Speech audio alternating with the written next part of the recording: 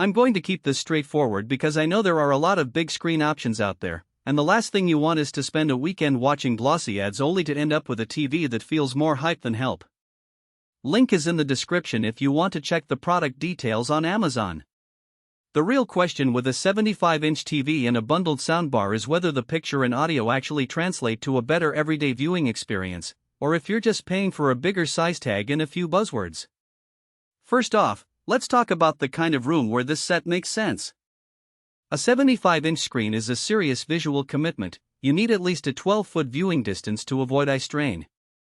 If you're living in a modest apartment or a bedroom where the couch is only a few feet away, the size will dominate the space and you'll probably spend more time adjusting the picture than enjoying it. On the other hand, if you have a dedicated home theater room, a large family room, or an open-plan living area where you can sit back 1,015 feet, the scale starts to feel natural and the immersive effect really shines. The picture side of this TCL model leans on its QD Mini LED backlight and the brand new CRYSTGLOW WHVA panel. In practice, that means the TV can hit higher peak brightness and maintain deeper blacks than a standard LED. When I tested it with a bright HDR movie, the highlights like a sunrise over a city skyline pushed close to 800 nits, which kept the image punchy even with some ambient light. The color volume was impressive, skin tones stayed natural while the more saturated blues and reds didn't look oversaturated. That's a direct benefit of the quantum dot layer, because it expands the color gamut beyond what you'd normally expect at this price point. Now, a lot of buyers worry about the halo control system that TCL advertises.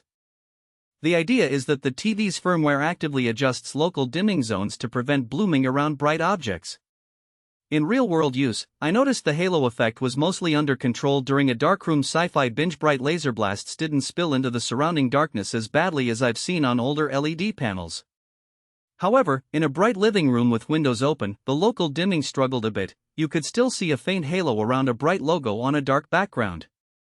It's not a deal breaker, but it's something to keep in mind if you frequently watch in a well-lit environment. Audio is where the bundled S55HS Class 2.1 channel soundbar comes into play. The unit packs 220 watts total and claims Dolby Atmos and DTS virtual support. For a 75-inch TV, the built-in speakers are, as usual, modest, so having a separate soundbar is almost mandatory.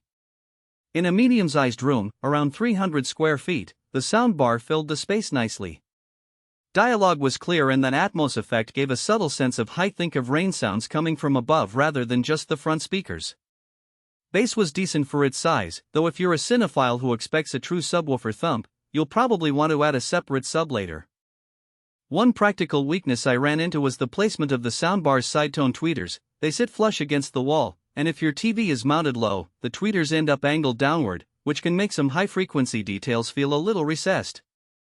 One of the biggest concerns people have with a TV this big is the smart platform. TCL uses Google TV, which is essentially Android TV with a revamped interface. The upside is you get access to the whole Play Store, voice control via Google Assistant, and easy casting from a phone or tablet. The downside is the occasional lag when opening apps that haven't been optimized for the latest OS version. I noticed a half-second delay when launching Netflix from the home screen, but once the app was running, streaming was smooth.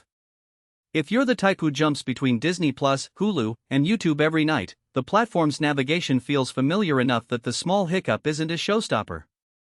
However, if you're hoping for a completely frictionless plug-and-play experience without any app updates or occasional stutter, you might find the Google TV ecosystem a little more handsome than you'd like. Let's break down who should seriously consider this package. If you already own a decent sound system or are willing to invest in a separate sub, and you have a room that can accommodate a 75-inch screen without it feeling cramped, the TV's QD Mini LED performance gives you HDR brightness and color accuracy that rivals many higher-priced OLEDs, at least for bright room viewing. The bundled soundbar adds a convenient step up from the TV's tiny built-in speakers, making the whole setup feel cohesive out of the box. It also works well for households that watch a mix of movies, sports, and gaming, because the low input lag, around 15 milliseconds in game mode, is respectable for a TV in this price tier. Who